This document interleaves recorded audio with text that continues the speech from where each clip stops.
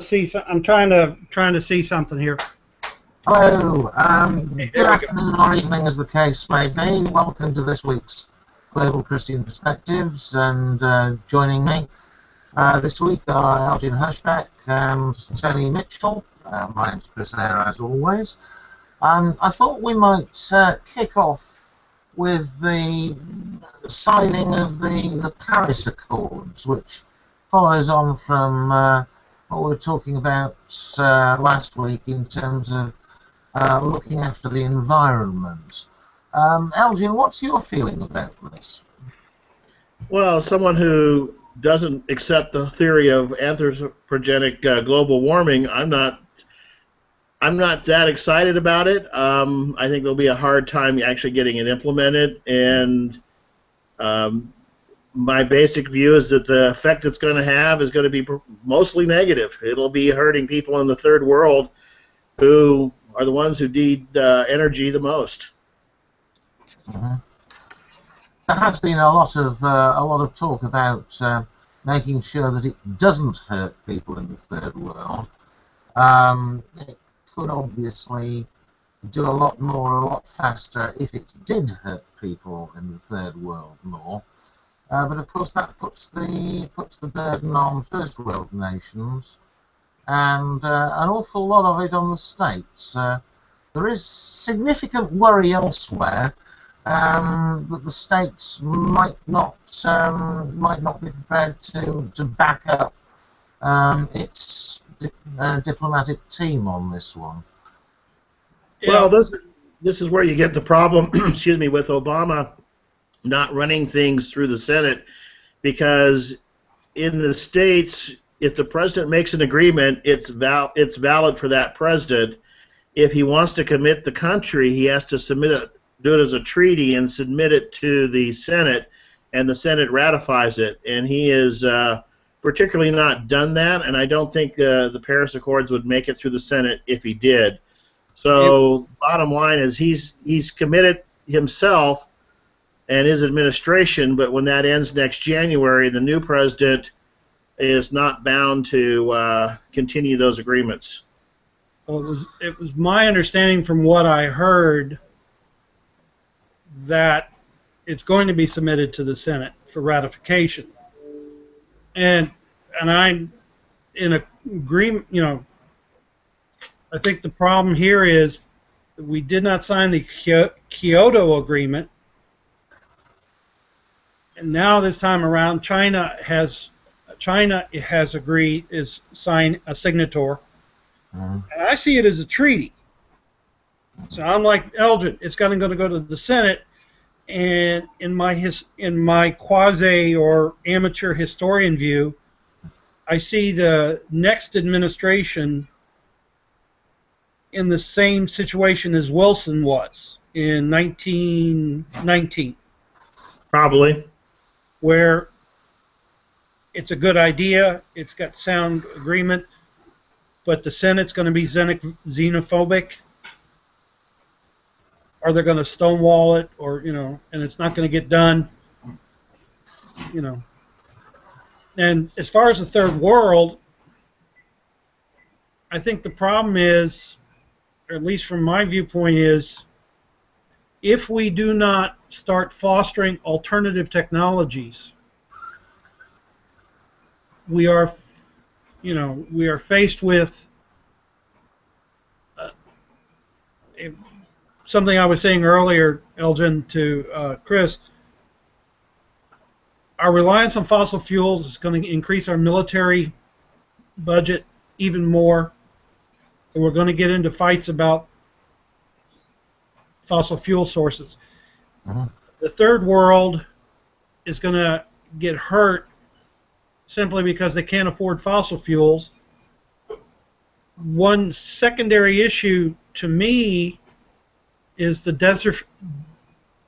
desertification, I hope I can say that right, of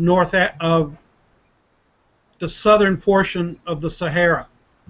I believe what we're seeing is as they strip the hardwoods, and this is not just in the Sahara, but it's also happening in Brazil, as they strip the hardwoods for fuel, they're increasing the process of making a desert. Now you've got, and now in the science, you now have taken out the buffer, or the trees do more than just simply absorb the carbon dioxide. They also serve as a temperature buffer.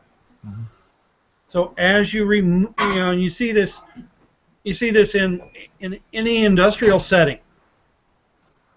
If you remove the trees from an area, the temperature is going to rise simply because there's no buffer, no process of buffer's the best word. There's another word stuck up here, and I can't get it out, and I can't think of what it. But we all know sitting under a tree, it's cooler. Yeah. Yes. Yeah. But when you take that out, when you take the parks out of a city, when you build more concrete, when you put more concrete into a city, the temperature goes up. The city heat effect. Yeah, and we're seeing this in the third world, and the other factors are going to be that if there are no alternative technologies, what I'm thinking, this may not seem like a energy problem, but I always remember the number of people who, when they get rid of their computer is no longer valid for them, they say, let's send it to Africa. And of course, if it's no longer valid for you, what good's it going to do in Africa? And there are actually entrepreneurs in Africa who are developing solar technology for their computers, for their cell phones. One of the PBS station in this area, actually one of their corporate sponsors is Waka Waka, which has a solar power system for your cell phone. If we don't do that, it may not. It's who was it? British scientist, television star. He wrote the series Connections. James Burke. That's him. It was always interesting watching him because he would tie a series of things that we would never consider. And I think a lot of times one of the problems that we have in today's world is we want direct connections. We're not willing to look down the road. Elgin, do you not feel that America is really likely to be diplomatically isolated here with 150 plus countries joining in with this? Doesn't worry me at all. I don't think I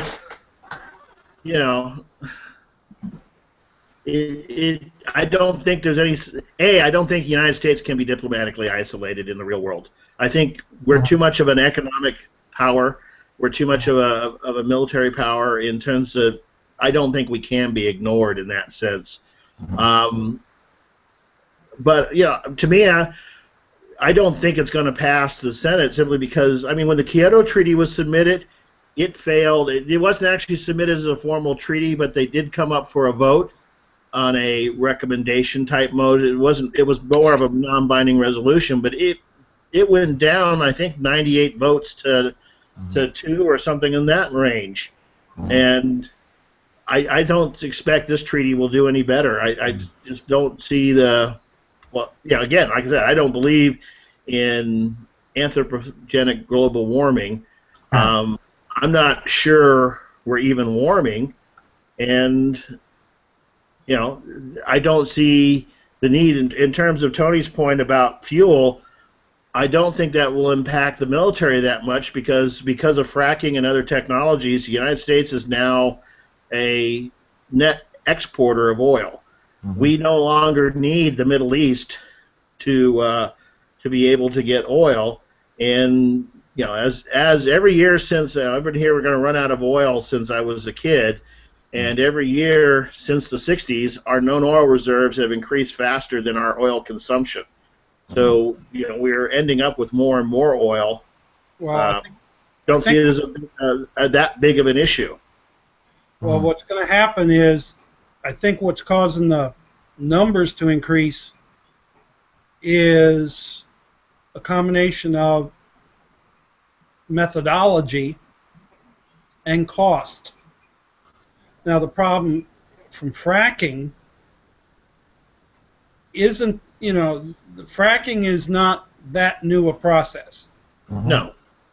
But what is happening is the places in which it's, here in New York, it is a political issue.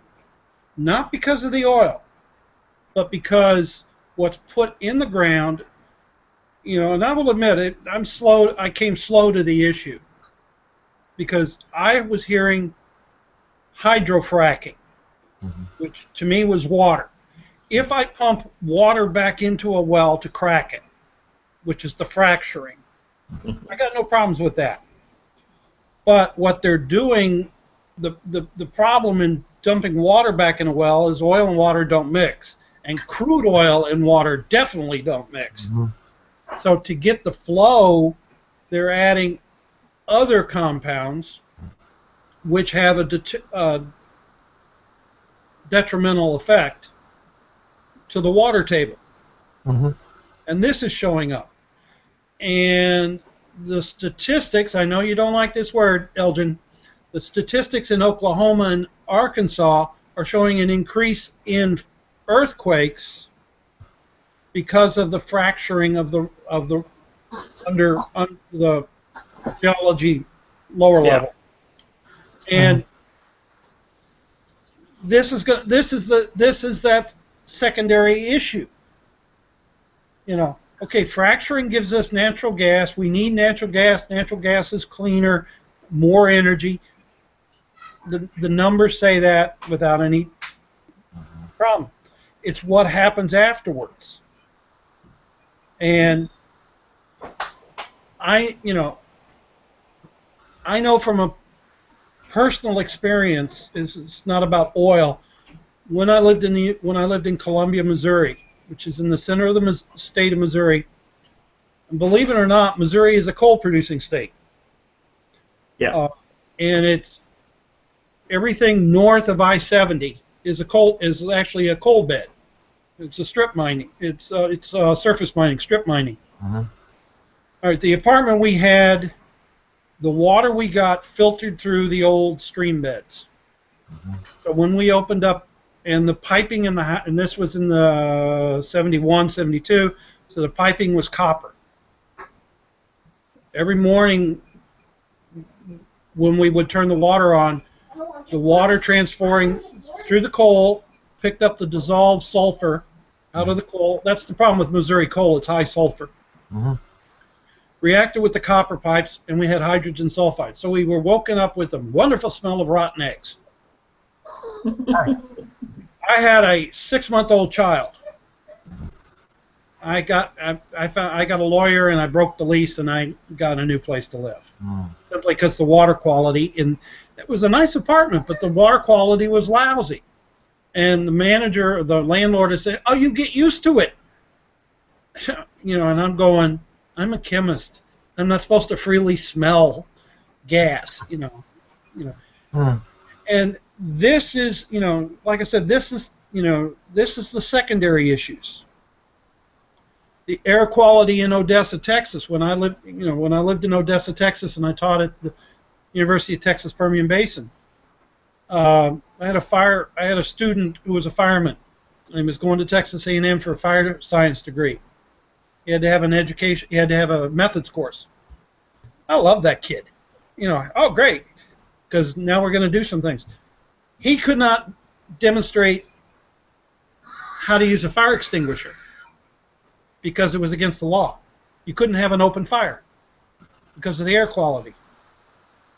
And it's not the, I think what we have to look at, and this, I'll get back to not Kyoto, but Paris. It's not the primary issue we have to look at, it's the secondary and tertiary issues.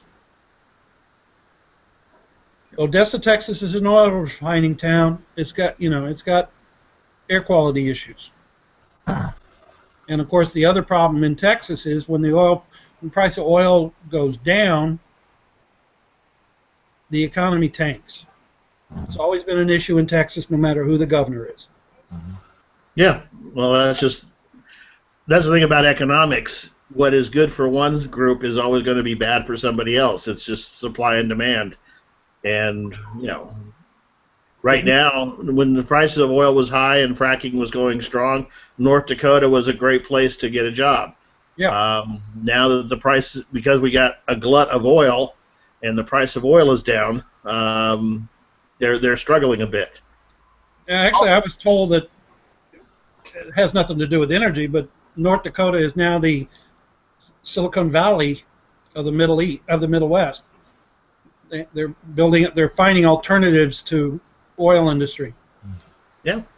I mean, I'm tempted to say that that with things like fracking, it wouldn't happen on economic grounds if the industries that were actually doing the fracking had to pay the full cost to the environment of what they were doing.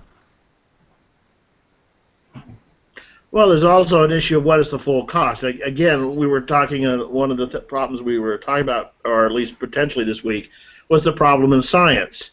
And this is particularly in climate science and environmental science that reigns supreme.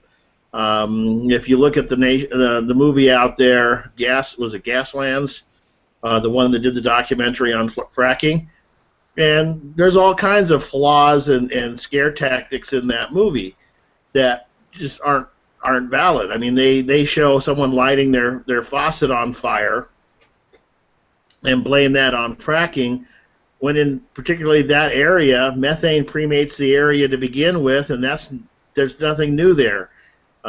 George Washington describes ponds lighting on fire in his day. It was definitely before fracking. So there's a lot of scare tactics that go on in terms of the earthquakes. I'm from Southern California, at least spent many, many years there. And there are hundreds of earthquakes every day in Southern California. In fact, quite frankly, the more earthquakes, the better, because they're relieving stress as opposed to having stress build up to the point that you get a major quake. So, I mean, again, having lots of small quakes is not necessarily an issue. But people hear earthquake, and earthquakes have gone up. Well, if the measurable earthquakes have gone up, that doesn't necessarily mean people are actually even feeling them. So none of this stuff gets qualified, and it's portrayed out as scare tactics. Oftentimes it's quite fraudulent, which is what you get with a lot of the evidence for global warming, where you have the hockey stick graph, which is a complete fraud. And you get a few scientists pushing this. Michael Mann, for example, claims he got a Nobel Prize when he didn't even get one. Oh, come on, Elgin. What do you mean, come on? Enough scientists to convince almost all the other governments in the world, apart from that of the United States. You have to be the ones who are out on a limb here, scientifically. What about the hundreds of scientists who disagree with them? Incredible. And personally, I think that you're being taken in by counter-science done by energy producers, of whom you have a majority of the major players. Well, was there a medieval warm period? Was there a medieval warm period? There was a medieval cold period. No, that was a little ice age that followed the medieval warm period. I mean, we know historically these things existed. We know that the Vikings went and settled Greenland, and it was green, and in fact, many of the places they settled are still under permafrost because of the little ice age that followed after it. And yet, if you look at global warming theorists, they literally wipe that out. If you look at the IPCC report from 2000 and the hockey stick graph, which was major spread around the world, and that's why those governments who were convinced by it, that hockey stick graph does not have a medieval warm period and does not have a mini ice age, even though we know they existed. And in fact, to get the graph, they changed the process in the middle of the graph to get the graph to look the way they wanted it to look. And yet that fraud is it's still existent. There's still people out there arguing for it. And even though anytime the scientist objects, they're claimed to be part of the oil industry, which is in of itself an irrational argument. It's an ad hominem attack. What I'm going to say is, I know about the California earthquakes, and I know that Ann's daughter lives in California, and it's a routine. Earthquakes in Oklahoma and Arkansas, and being from Memphis, the one earthquake that the United States has to fear, and this has nothing to do with energy, the one earthquake that the United States has to fear more than any other is the next New Madrid fault. Yep. It's over, in terms of a timeline, it's overdue. We don't predict earthquakes, but we just look at the history of the New Madrid fault. The earthquake frequency that is occurring in Oklahoma and Arkansas is not normal. Now,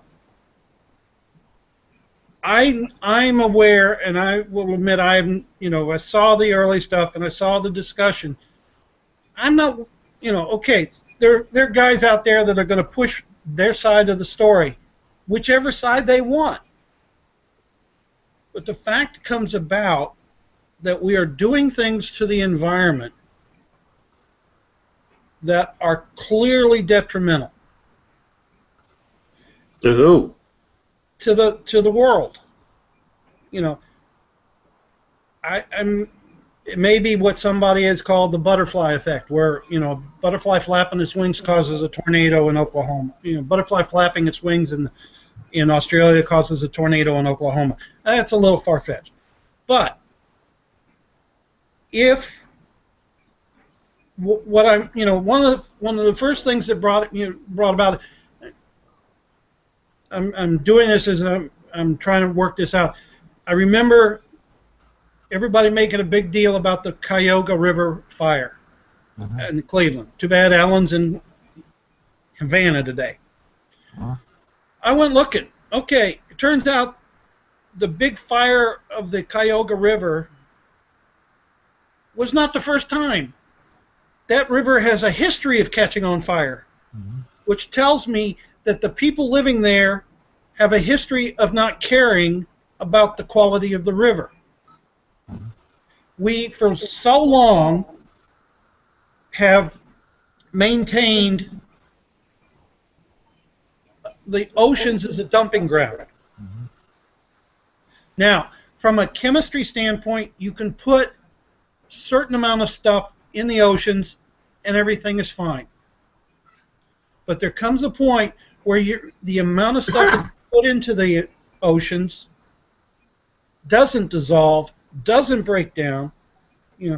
Landfills. If I have paper and I leave it out in the backyard and it doesn't blow around, it will ultimately decay. Biodegradable. If, on the other hand, I bury it under 5 feet of dirt, it's still there. It's the same thing. The recycling. When I lived in Minnesota, St. Cloud, Minnesota made me recycle. They said, you don't really, and they basically said it this way: you really don't have to recycle. But if you don't, your pickup bill is twice as much as it is normally.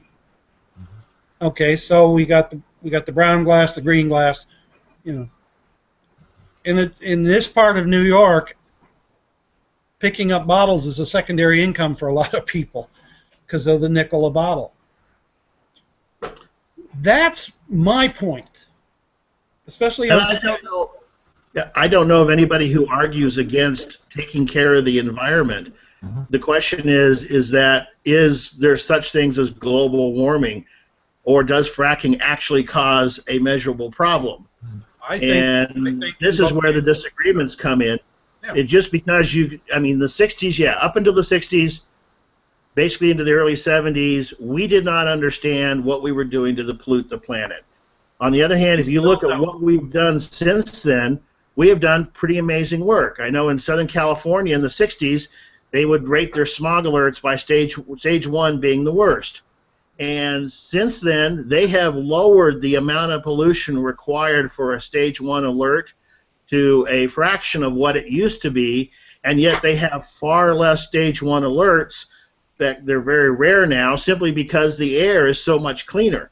I'm not arguing we shouldn't do anything, but that also doesn't turn around and argue that we should do everything that someone claims, because quite frankly, a lot of the claims are flat out false. Well, I'm not going to, if a claim is false, if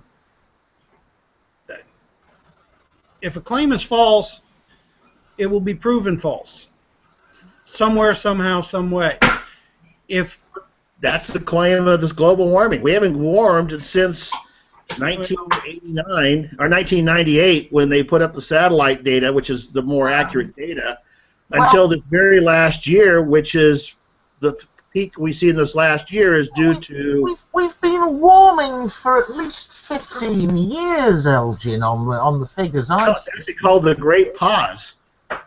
We haven't warmed since the late 90s, and except for the last year, and that's because of El Nino. We always get a peak in temperatures when we get an El Nino. Well, but over the last 15 years, it's actually called the Great Pause, and it's been an issue of concern for global warming, because as soon as they got the more accurate satellite data up there, we actually haven't warmed since then. We've got permafrost melting throughout northern Canada and Siberia.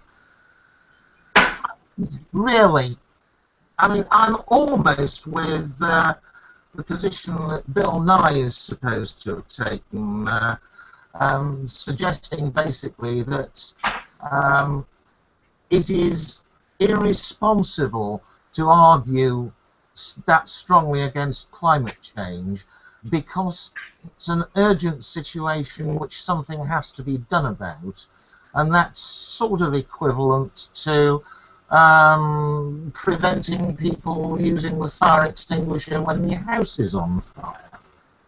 What do you say about that, Elgin? I don't look to Bill Nye for science. There are scientists, Nobel laureates, experts in their field who have looked at this data and are disagreeing with it. For example, why in ClimateGate did one of the big scandals that came out of ClimateGate was the fact that the supporters of global warming were talking about how they needed to hide the decline, that the decline didn't match their data and they therefore had to throw it out.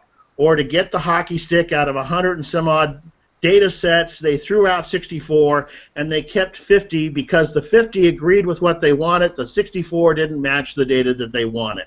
And these are things that came out of ClimateGate. It came out of their own emails that were leaked, and we see them arguing this back and forth.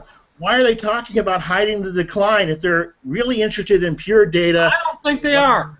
Out there. I don't think they are. I think the fact that it was brought out. Now, if some people are and I'll go back to something I said earlier. When ClimateGate came out, everybody pointed out it was public knowledge. Okay, those idiots, in my term, screwed up. Yeah, they wanted to prove a point, and they got caught. And that's now, if somebody, it's the same thing. When the Piltdown Man was first discovered back in the early 1900s, this was great joy for a number of reasons. Then it became, and it took 50 years for everybody to discover that, no, this is a joke. It's either a hoax, a joke, or a fraud. And yet today, you have people who are still using the Piltdown Man, which has been disproved, but you have creationists using it to suggest science is faulty. But science has proven the Piltdown Man is false. Polywater has been proven false. The hockey stick, and the hockey stick's been shown to be false. Well, if somebody's still using it, this to me is the problem. If somebody's still using that to further their argument, knowing that it's false, yeah, I'm going to disagree with them. I'm not, and I will admit, I don't work with the data. Okay. I got enough data to worry about right now for myself. Well, that's actually one of the problems, because a lot of times they won't release the data, and in fact, in one of the emails in client, one of the researchers said he would destroy the data before he let it out to be examined by people who might disagree. And guess what? When they got a Freedom of Information Act to actually release that data, suddenly that data turned up missing. Well, there's 18 minutes of tape in the Nixon administration I'd like to hear, too. Let me check on this. Let's go to something else. Let's go to something else. Okay. My own view is atmospheric CO2 is a greenhouse gas. The greenhouse effect is provably a thing that does operate. We are not scrubbing out as much CO2 as we are putting into the atmosphere at the moment. We are bound to be having an effect, however big that may be, and however much there may be an underlying variation. I really see this as a no-brainer, and I am not relying on large amounts of statistical information here. However, we have reached the halfway point. So, Elgin, would you like to push some books at this point? Well, my main books are, I have 4, 2 on religion and 2 on politics. The last time I pushed the politics book, so let me say I have the 2 books on religion, which is Evidence for the Bible and Christianity and Secularism. Mm-hmm. Tony, have you any interest in pushing the forthcoming at the moment?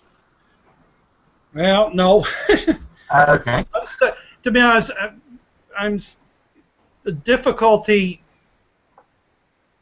that one has in writing about the physics of creation is to do it in a way that makes sense. Mm-hmm. And I'm stuck at that first blink of an eye of getting it. I looked at it and I said, okay, I can make a timeline. I want people to understand that something was going on, and it wasn't that terribly complicated. It was just terribly quick, and if you didn't pay attention, and you're never going to pay attention. Last night I was tutoring a student in chemistry, and I was getting the student to say, you have to see the problem. You have to see the problem through in order to work it out, and that is, at least for my style of writing, that's important. Mm-hmm. I have to say I have some sympathy with you, because I have a manuscript with first reader of a book on the Trinity at the moment, and trying to explain that in words that people can understand is challenging. I'll put in a good word for the Elgin Discussion Network, which has seen at least one more post from Elgin recently, and occasionally sees counterbalancing opinions from me. I think that probably takes us on to the second part. Linked with what we've been talking about, Elgin, you had an item about big science being broken, which obviously links into what you were saying earlier. But do you want to expand on that a little more? Well, this is one of several articles I've seen over the last several years, and it basically goes to the core that the peer review process is badly broken, that what we get from scientific studies are extremely questionable, and this goes beyond just climate. It goes to all branches of science. The physical sciences tend to be a little bit better simply because they're the physical sciences, and the things tend to be a little bit more fixed in those areas.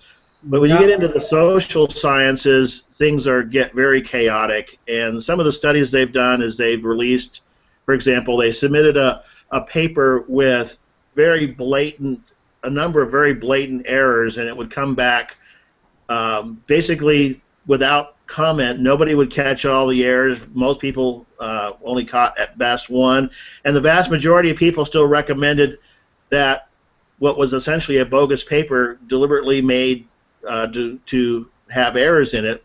They recommended it for publication. And this is damaging because we build what we know a lot of the society in terms of those studies, and be it everything from social policy to how we construct schools to education to climate change, to everything is based on these papers. And yet we're finding that in one case, 60% of the surveyed papers turned out to be seriously flawed, and yet that's an issue that the scientific community has yet to grapple with. And that's before you then pass this over to politicians, who then begin to talk about it, and media people who begin to talk about it and highlight the changes and highlight the differences and stuff. So the bottom line is we base an awful lot on science, and a lot of what we consider science is seriously flawed based on the review process that science currently goes through. Now, there is a website called Retraction Law. Hang on a minute. It is a. I'm getting an echo. It's a website that goes out and looks for bad papers. I'm totally amazed by that, because each day it gets worse. I think maybe 10 years ago, the leading rejection was one author had 10 rejections. There's one person who's had 100 papers rejected. In the academic world, your prestige is by the number of articles that you have published. When I was working on my doctorate, I had a chance to meet a guy by the name of H.C. Brown. He's at Purdue, or he was at Purdue. He was producing 100 papers a year. Now, he wasn't. His research group was. But he had tapped into a fantastic area of research, and they could generate a paper. Zip, zip, zip, zip. Now what we've got is we got fraud. We got India and China and Japan, where I guess they don't care. It's always an amazing read in the morning to see who got kicked out and who's made the top 10. The review process is under question. Peer review. It turns out that the internet has created a false academic journal, that you can actually go out and get on a journal if you promise to pay them $50. They'll publish, and they won't care. I'm sitting there looking and going, I'm happy to have 30 academic publications that I know made it and that I can prove. I don't think I'd want to publish in this world. If I was still in the academic world, I don't think I'd want to publish. Simply because the process. Like I told Ann one day, I worked on a paper one time early on in my career, and the reviewer finally wrote, "This is a rough first draft." It was my 5th edit. I was tempted to write back saying, "You're right, it's a first draft. I've totally rewritten it according to what you wanted me to do." But it's, like I said earlier, science is working. The working of science fights against false science. But when it's a deluge more than a trickle, it becomes a problem. I've got to say, from my point of view, as I do work part-time in research science, I don't see this as being so much of a problem in in the physical sciences, and the one I'm particularly concerned with at the moment is chemistry. Admittedly, I don't tend to believe the contents of a paper until I've reproduced it in the lab. Sometimes that's an incredibly sensible thing, sensible precaution to take. Sometimes the papers are very useful and instructive and absolutely on the nail. More often they're slightly off beam somehow.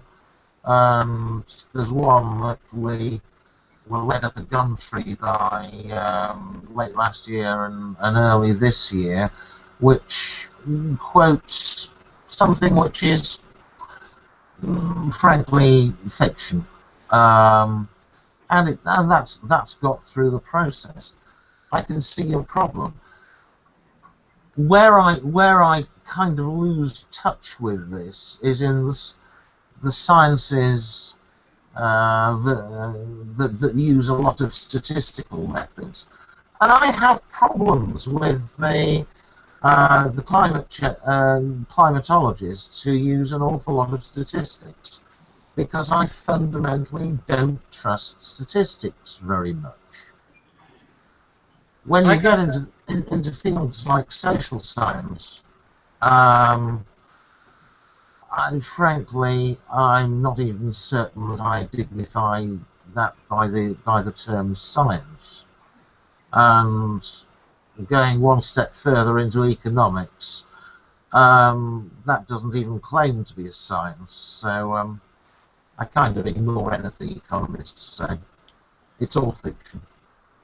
I got into an argument with an editor a number of years ago on a paper because I was the reviewer, and the writer, the author, was using a particular statistical method that was inappropriate for the data that he had. And the problem probably was that he didn't know what method to use.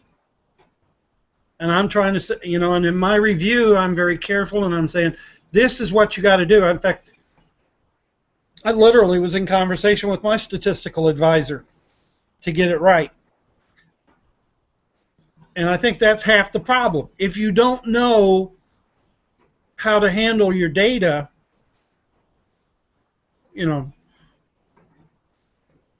most of my students, when I was teaching,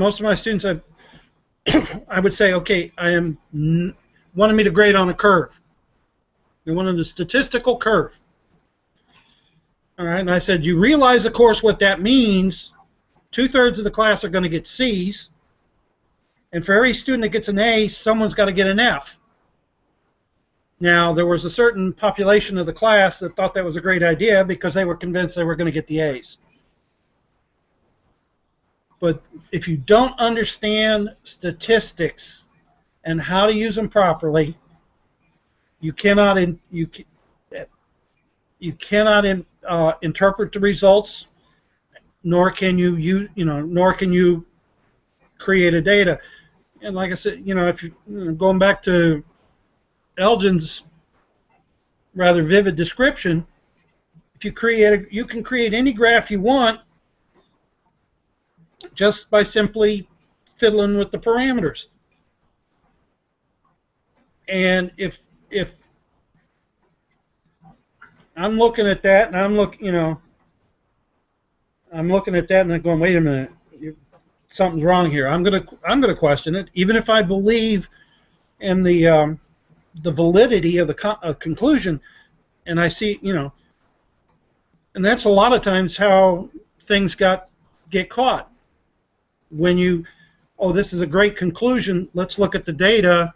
This data don't work. Excuse me. Yeah, I think in terms of statistical methods chosen and also the data methods chosen, this is one of the issues with particularly statistical studies. In my view, if you have a statistical study, if you don't release your data set And if you're analyzing this with a program, if you don't release your program code, then you're basically got nothing. You've got nothing more than a claim. You've got no science, because there's no way anybody can reproduce what you've done or even look at what you've done without that. And unfortunately, that's a major part today. What you see in a range of what is the data set, and this is before you even get into the outright fraud of manipulating data sets as well, which also happens. My point, however, is that we are assuming that science is somehow sacrosanct, that it's somehow this magical process, and I use the word magical there deliberately, without people involved in it, that somehow cranks out information. In reality, it's a process being applied by people, and it varies greatly whether you're dealing with a physical study versus a sociological study versus an economic study, and yet all those go under the moniker of science, as if that's somehow something we can't question, and if you do question it, then somehow you're not qualified. Only the high priests of science are able to actually pass judgment on certain things, and who are you as a little moron to actually question what they do? I've been there. Yeah. It was a letter in science back in I was in graduate school, and the author of the letter took issue with science education, and I wrote a very detailed response. It did not get published because I could not provide. Science magazine, the AAAS Science magazine, has a weird setup for reviewers, and I couldn't get any. I was having trouble getting them. And then in the end, after I got it all said and done, I'm a graduate student. The author of the original letter had won a Nobel Prize in biochemistry. I didn't stand a chance, even if I was correct. Yeah.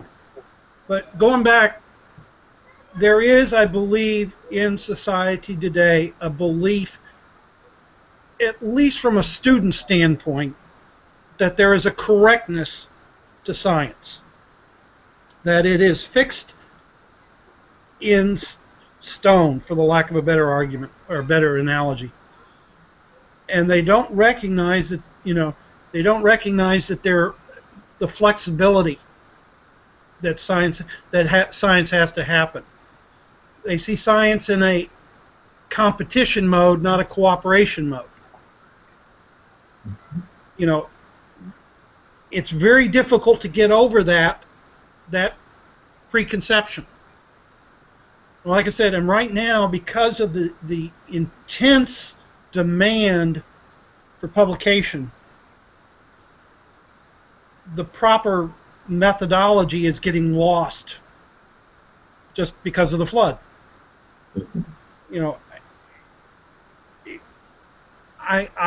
The only answer I've got is to get with each local teacher, make sure they understand what science is, how it works, and then put it into practice in their classroom. Case in point, I'm red-green colorblind, and I was at one time an analytical chemist. That don't work. I went to inorganic chemistry. Now I'm teaching freshman chemistry in college, and one of the requirements is the titration of acids and bases using phenolphthalein, which I cannot see. I cannot see the transition. I have a picture, and one of the things we do is, okay, number one, here's what you're shooting for. This is what you got to look at, and number two, we're going to use the whole class as a database. Instead of you working by yourself, you're going to work with everybody else. This not only solves my problem, but it also reinforces the idea of science being a cooperative process. We're not doing that. The demands of education today, at least from my knowledge, push us into a competitive individual model where you're all by yourself, and it becomes very cutthroat. And that leads to the problem. You know, if your desire to get tenure, you know, one of the things this Retraction Watch that I was listening to or reading,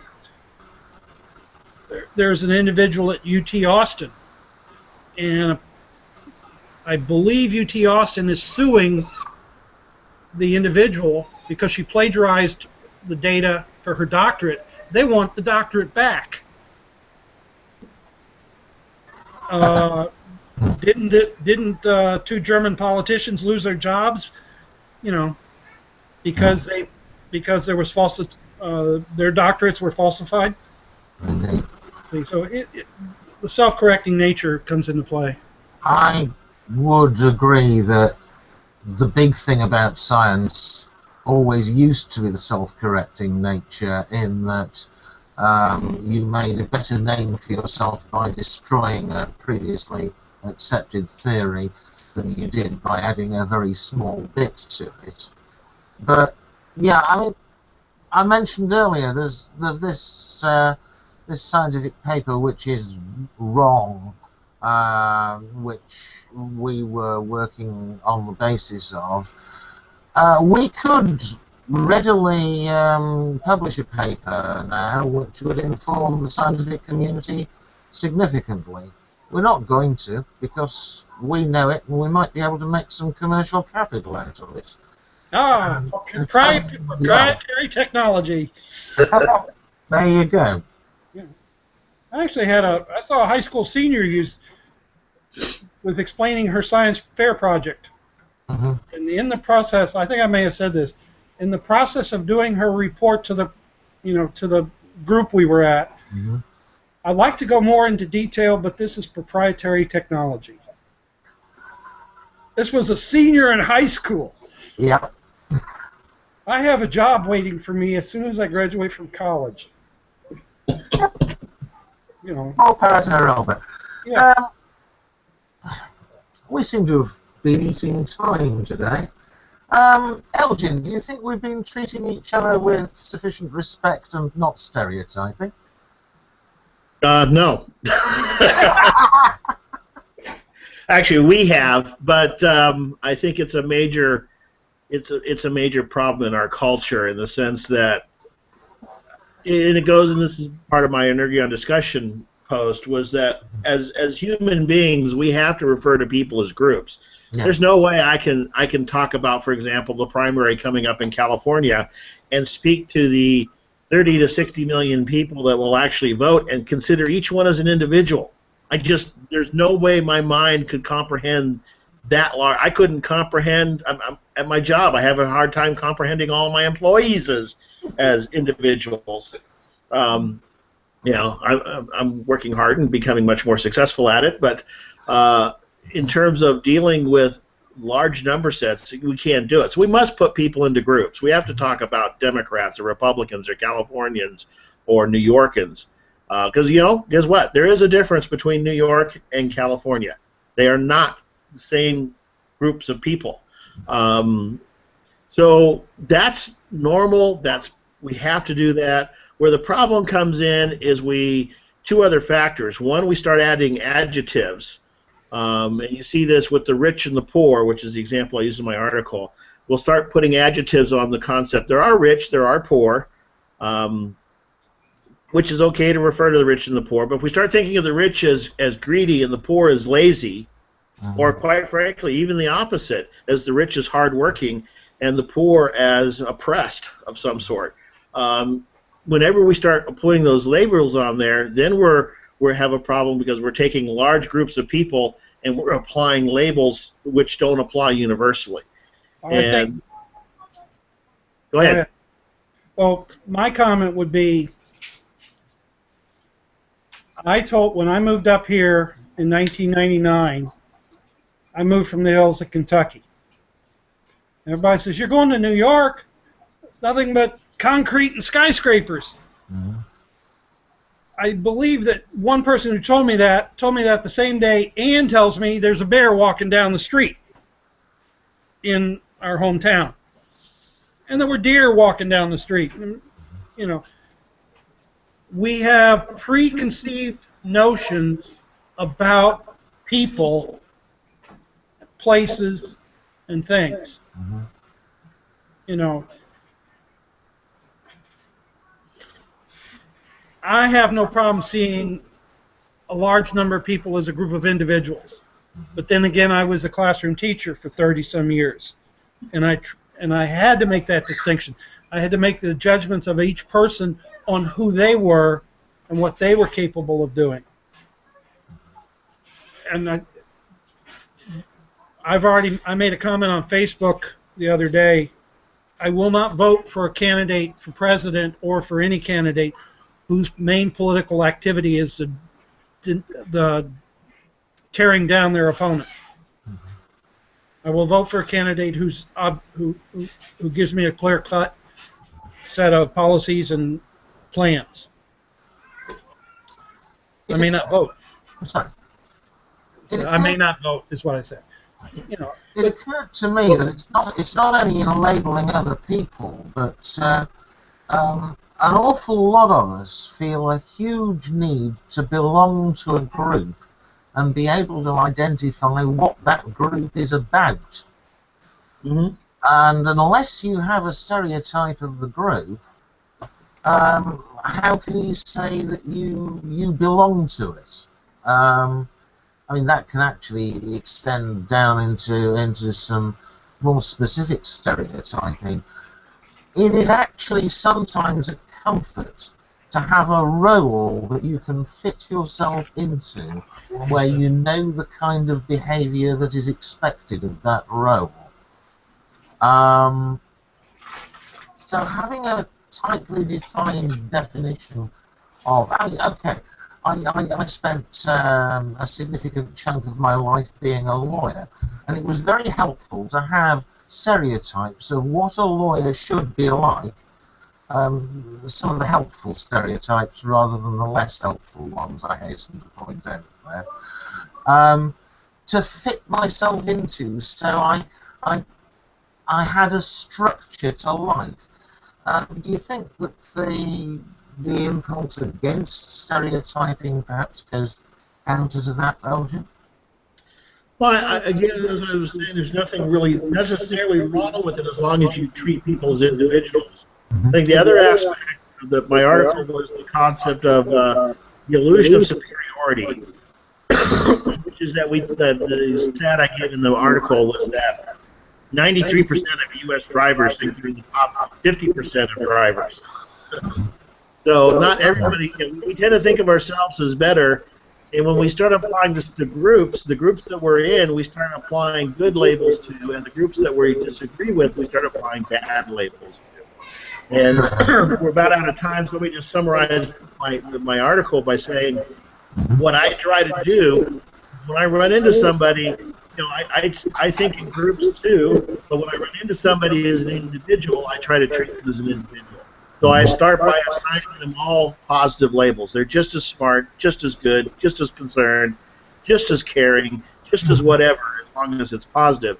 Now, they may dissuade me of that very quickly after I start talking to them, but that's where I start. I give them the benefit of the doubt, and I try to treat them as an individual, and just because, I've actually been in discussions with people where they tell me I don't believe what I'm supposed to believe because that's not what my group actually is supposed to believe. And it gets to be very surrealistic when someone's telling you that you're incorrect about what you believe because that's not the group that you belong to. So, I was told in one of my blogs that I could not be, if I was a Christian, I couldn't have a PhD in science education. They were mutually exclusive. And for my part, picking up my comfort at being a member of the group, I'm very happy to identify myself as a Christian, except when I hear someone quoting, for instance, Joel Osteen or Jerry Falwell, I suddenly have this St. Peter-like impulse to say, Christianity, never heard of it. My response to say is they are not Christians. Yeah, I would disagree with that. Exactly. And on that note, I think we'll probably wrap up for this week. Hope you all have a good week, and hope to see you this time next week on Global Christian Perspectives. I will keep you posted